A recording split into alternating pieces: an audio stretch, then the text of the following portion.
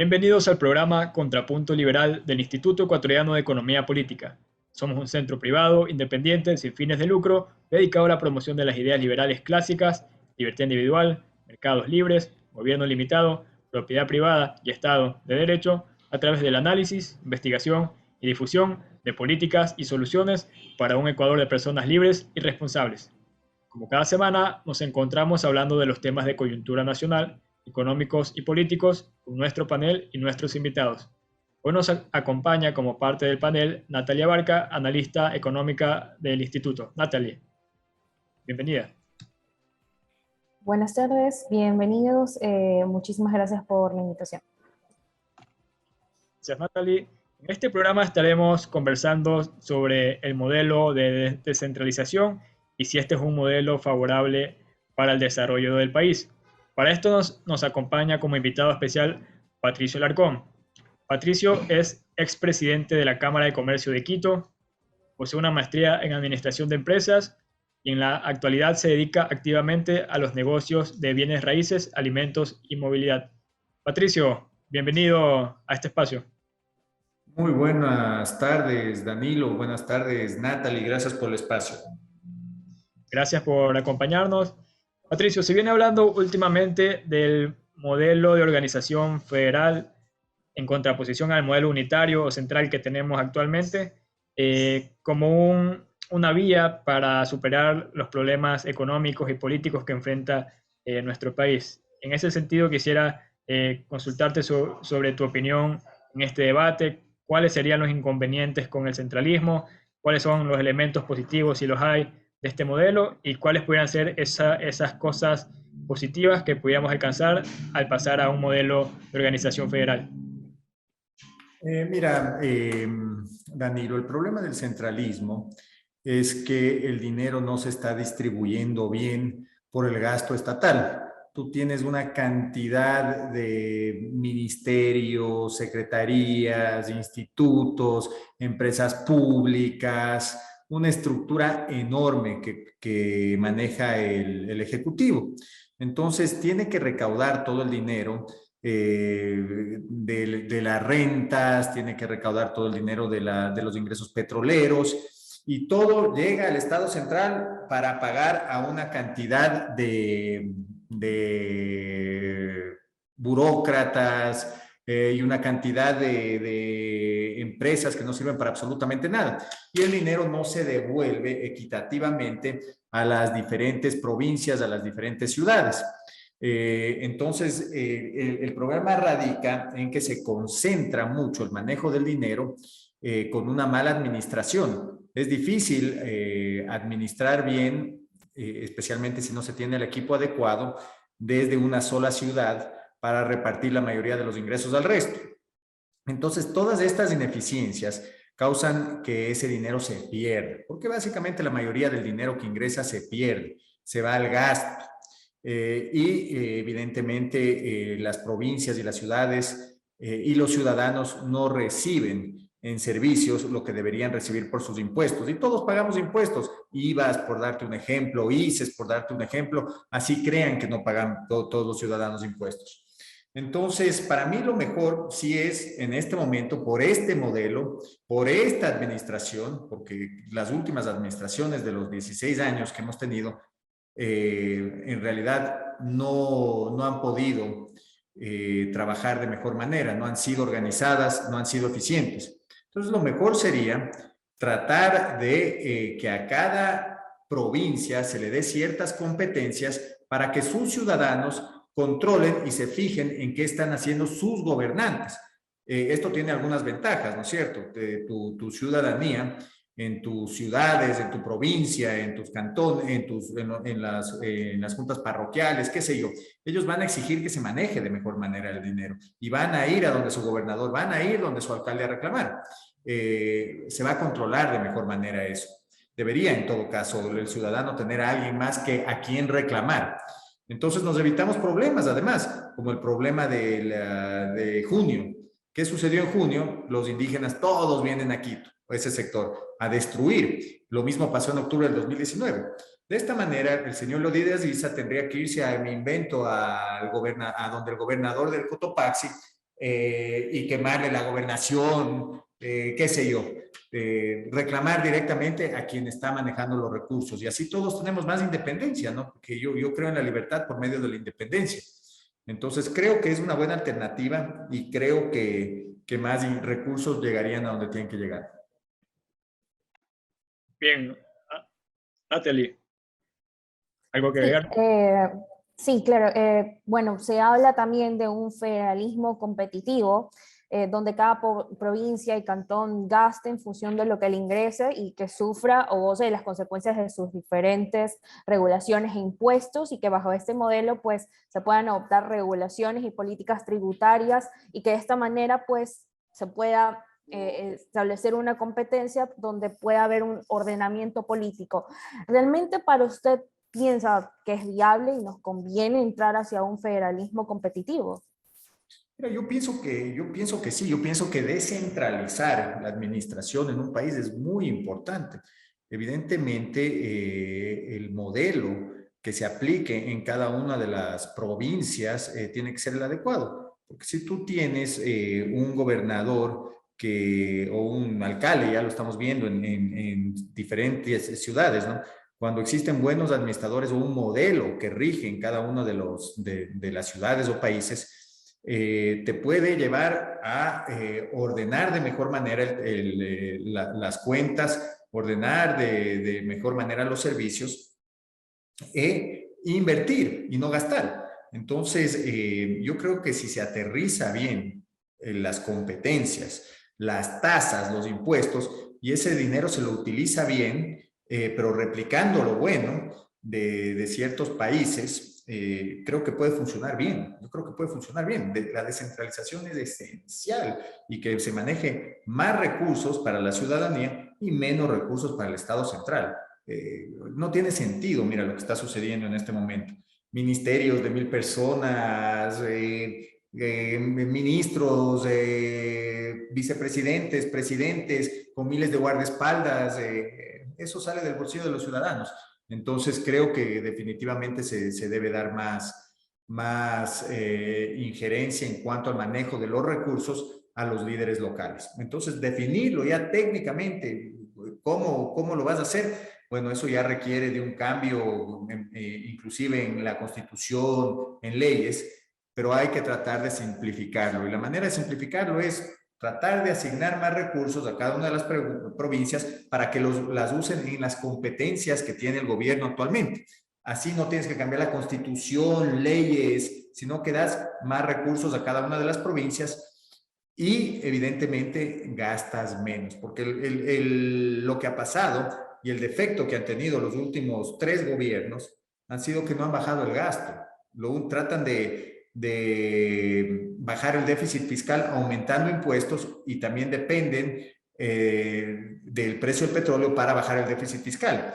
Entonces, ese es un grave problema que tenemos en el Ecuador. Nunca apuntan a cambiar el modelo, a bajar el gasto, a buscar más inversión, a bajar los impuestos, a bajar el nivel de trámites. Lo único que apuntan es a subir los impuestos, a que sube el precio del petróleo y así a tratar de bajar el déficit. Y siguen endeudándose. Lamentablemente, y es muy lamentable lo que te voy a decir, el modelo no ha cambiado desde épocas del presidente Correa. Y más que es culpa de que no sean de los presidentes que no han tomado decisiones políticas, mal asesorados, no han llegado con un norte, no han llegado con un objetivo. El gradualismo y el fiscalismo que viene desde épocas de Jaime Roldós no se ha cambiado en el Ecuador. Y eso es un grave problema que tenemos. Bien, han quedado muy claras en estas intervenciones, Patricio, cuáles serían los beneficios de un modelo federal, un modelo descentralizado, de mayores autonomías. Y bien, bueno, como parte de esta discusión, además sobre lo positivo o no de este modelo, también se suelen señalar las posibles dificultades legales para su implementación. Sin embargo, más allá de eso, quisiera consultar cuáles pudieran ser esas competencias que pudieran descentralizarse y que nos permitirían avanzar hacia mayor inversión, mayor crecimiento económico. ¿Cuáles son esas competencias que pudieran adquirir los municipios o regiones que ahorita están centralizadas, pero que con este modelo se descentralizarían? Mira, a mí lo que me interesaría, ¿no? Si tú me preguntas por dónde podrían llegar nuevos recursos, por dónde o cómo puede desarrollarse de mejor manera un país, un estado, una ciudad, y es por medio de la competitividad. Si el día de mañana me hicieras elegir en cuanto a alguna competencia puntual, sería la manera de tratar de diferenciarnos en cuanto a los impuestos. Ya lo hacen en cuanto a las tasas, ciertas ciudades, pero en cuanto a los impuestos, porque si una ciudad da facilidades para que pueda vivir mejor la gente, para que las empresas puedan ser más competitivas, la inversión se va a ir a ciertas ciudades. Las ciudades que mantengan un modelo de desarrollo, como lo mantiene el Estado Central o como lo mantiene la ciudad de Quito, son ciudades donde no llegaría la inversión o provincias donde no llegaría la inversión. Entonces, tú me hablas de esa competencia, no te la puedo definir bien, pero sería la manera de recaudar, o sea, de poder cobrar ciertos impuestos, no solo tasas, pero que nos den la competencia para poder cobrar ciertos impuestos, que no se puede hacer en este momento por ley, por la Constitución, pero ahí te darías cuenta de quién puede administrar de mejor manera los recursos y quién puede traer mucho más inversión y por ende prosperidad a la mayoría de los ciudadanos. Efectivamente, un punto clave que bien ha señalado sobre este aspecto es que habría esta competencia entre las distintas regiones para ver cuál capta mayores inversiones y así obviamente las que son exitosas también serían un modelo para que estas medidas recaudatorias o incentivos que se puedan generar puedan también ser replicados a esas otras regiones y no como en la actualidad que tenemos un solo modelo o una sola visión, digamos, recaudatoria que no nos permite avanzar. Por ejemplo, también en ese sentido recientemente fue rechazada la ley de inversiones que se propuso desde el Ejecutivo justamente para impulsar la atracción de inversiones, el fomento de las inversiones, que es un tema pendiente en el país. Bueno, considerando que esta ley fue rechazada y además que es evidente que en el legislativo las propuestas del presidente no tendrán cabida, quisiera preguntar, Patricio, ¿cuáles podrían ser las alternativas que desde el Ejecutivo se pudieran impulsar para captar mayores inversiones en el país?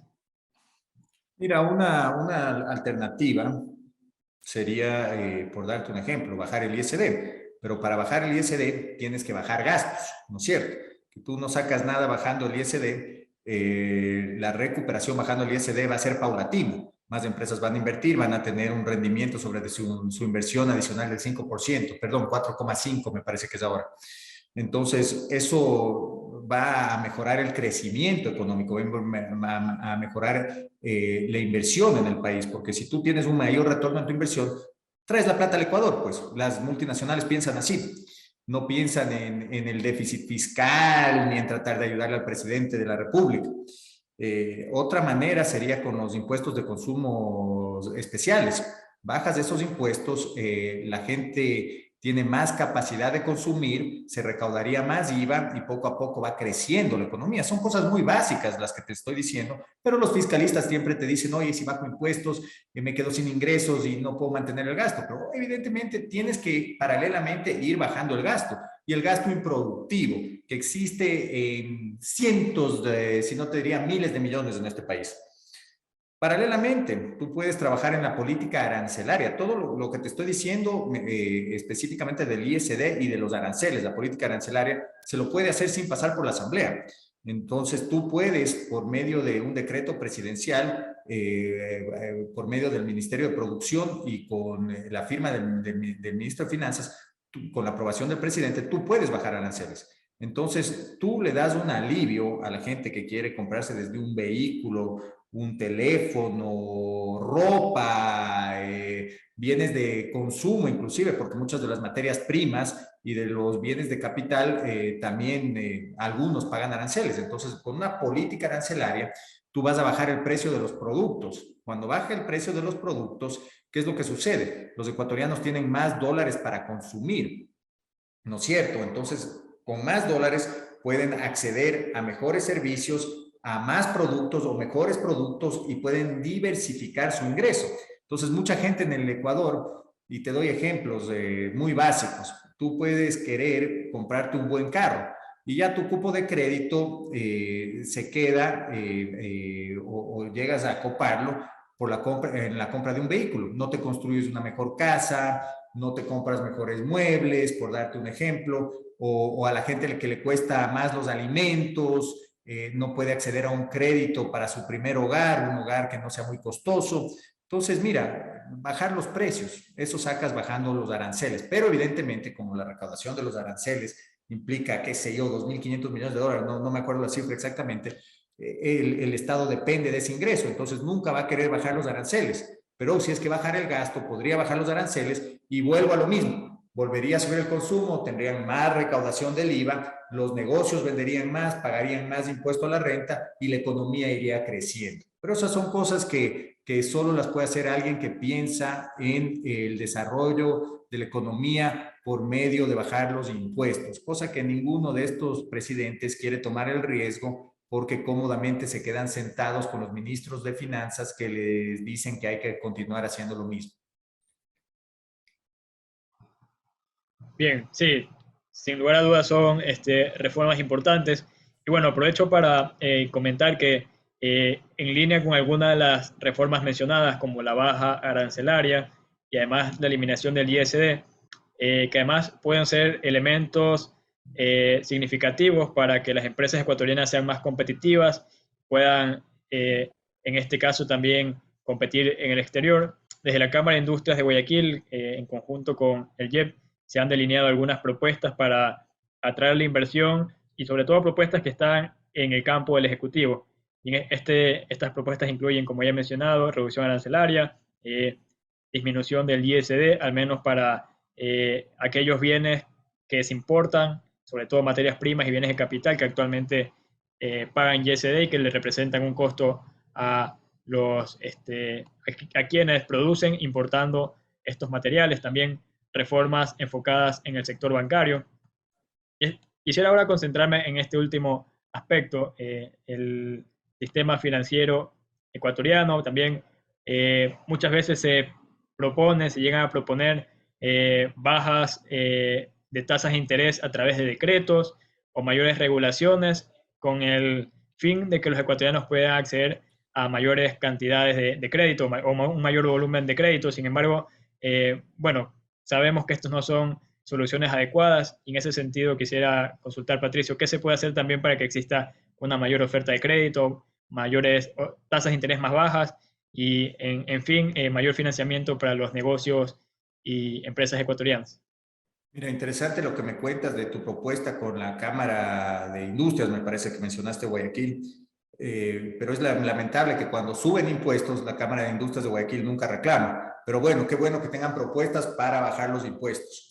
El tema es, yo creo que se puede bajar otros impuestos, no solo debes bajar el ISD, no solo debes bajar los aranceles para materias primas y bienes de capital, sino que también tienes que bajarlos para bienes de consumo, porque eso también implica que va a crecer la venta de muchas empresas que van a seguir invirtiendo en el país y va a crecer el nivel de empleo porque esas empresas van a vender más. Pero bueno, fuera de eso también puedes bajar impuestos a los dividendos, por darte un ejemplo, que lo subieron en época de Lenín Moreno, para las empresas extranjeras. Entonces eso tienes que bajarlo para las empresas extranjeras, empresas locales, algunos temas que puedes hacer. El impuesto a la renta a las personas naturales es perverso, eso lo acaban de pasar en una reforma tributaria durante el gobierno de Guillermo Lasso. Es un impuesto perverso que al final del día te quitaron todas las deducciones y el profesional y la clase media se ve sumamente afectado en cuanto a su capacidad de consumo. Pero esto es cuestión de tomar decisiones. En todo caso, hablando del Código Monetario, mira, tienen que existir reformas urgentes al Código Monetario. Hay ciertos temas que no tienen sentido. Tienes que tener un coeficiente de liquidez alto acá en el Ecuador, tienes que mantener liquidez afuera también. No sé si todavía tienes que depositar en bonos o tienes que tener ciertas inversiones en bonos del Estado, por darte otro ejemplo. Entonces, todo eso hay que cambiarlo ¿Por qué? Porque tienes que hacer que ese negocio sea mucho más atractivo para la banca afuera. Y tienes que hacer otras reformas también, porque inclusive la banca no puede invertir en otros negocios. Hay gente que sí respeta esa ley, otros banqueros no respetan esa ley, pero fuera de eso, eh, tienes que permitir que la banca también pueda expandir sus negocios, porque también pueden invertir de mejor manera ese dinero, no con el dinero de los depositantes, pero con las utilidades de los banqueros, con lo que les queda a ellos. Entonces, liberar la economía también depende de cambios muy puntuales en el código monetario para atraer inversión de afuera, para atraer a la banca internacional, para que exista la seguridad jurídica. ¿Y por qué no acá no se puede abrir un Citibank como en otros países de Latinoamérica, donde van a incrementar el nivel de depósitos afuera en el Ecuador, que debería aprovechar la dolarización inclusive, dar beneficios al que venga a depositar su plata en el Ecuador? En este momento, si tú eres un ciudadano extranjero, trata de abrir una cuenta en un banco local, pues es un vía crucis. Entonces, mira, hay muchas leyes que se tienen que cambiar y la única manera para que incrementen los depósitos es que entre la competencia. También, algo muy importante que en este país aún no se desarrolla es el mercado de valores.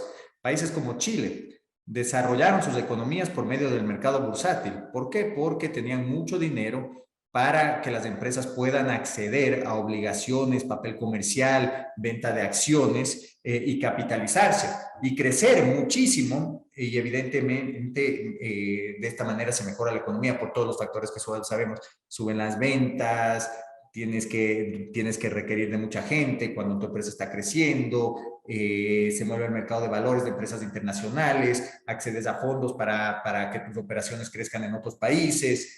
Pero bueno, es otra de las alternativas que deberían existir en el Ecuador, inclusive para conseguir mejores tasas que por medio de la banca privada. Sí, totalmente. De hecho, bueno, algunos de los puntos mencionados coinciden también con esto que mencionaba, estas reformas enfocadas al sector financiero, como eliminar ese requerimiento de que los bancos inviertan en activos estatales o disminuir esos porcentajes que obligan a los bancos a tener localmente. Y además también, en cuanto al mercado de valores, que el BIES se constituya en un actor más relevante para dinamizar este mercado, como sucede en otros países donde los fondos de pensiones son aquellas instituciones que terminan dinamizando los mercados de valores, dado el volumen de inversiones que poseen. Natalie, ¿algo que agregar? Sí, también quería preguntarle que se habla sobre reformar el reglamento de la ley de las alianzas público-privadas sin generar un impacto en los ingresos fiscales, para generar pues de esta manera más autonomía a los gobiernos autónomos descentralizados y así fortalecer la iniciativa privada. Quisiéramos saber cuál es su postura, cuáles serían los desafíos y cómo podríamos establecer esto para usted. Volvemos de nuevo al centralismo. Imagínate que para poder concretar una APP, un comité te tiene que aprobar, qué sé yo, tienen que firmar para que se apruebe la iniciativa. ¿Por qué? Porque en este país cualquier cosa que pueda afectar al ingreso del Estado tiene que ser aprobado por el Ministerio de Finanzas. Un burócrata en Quito tiene que aprobar tu proyecto, me invento, en Machala, una alianza público-privada para un dragado. Entonces, eso no sirve. Ahí debería haber, ahí ese sería un buen paso para la descentralización, que si un municipio, me invento, quiere firmar una APP, no tenga que depender tanto del gobierno. Fuera que las APPs en este país son complicadísimas, pocas se han firmado, son engorrosas y cada APP requiere de mucho tiempo por financiamiento, por muchos factores. Yo creo más en las alianzas estratégicas, pero se adecuan más a la normativa ecuatoriana. Creo mucho más en las concesiones, que en todo caso serían más fáciles, pero ya sabes, el discurso de mucha gente acerca de supuestas privatizaciones, prefieren vivir en la miseria que a un privado maneje de mejor manera los servicios. Es la idiosincrasia de muchos grupos que no se han educado bien en este país.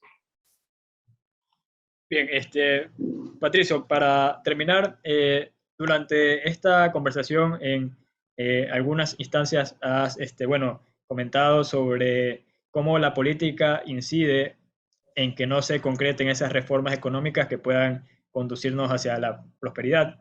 Y bueno, actualmente Ecuador está viviendo una situación política compleja. El presidente no tiene respaldo en la Asamblea, en la función legislativa, y desde el gobierno se ha indicado que lo que se hará es tratar de gobernar a través de propuestas que estén en el campo del Ejecutivo, como decretos o acuerdos ministeriales. Entonces, quisiera consultar si considera que esta es la vía adecuada o si por el contrario sería necesario llegar también a instancias como consultas populares o incluso a una muerte cruzada ante estas trabas que existen para que las propuestas del Ejecutivo tengan cabida en la Asamblea.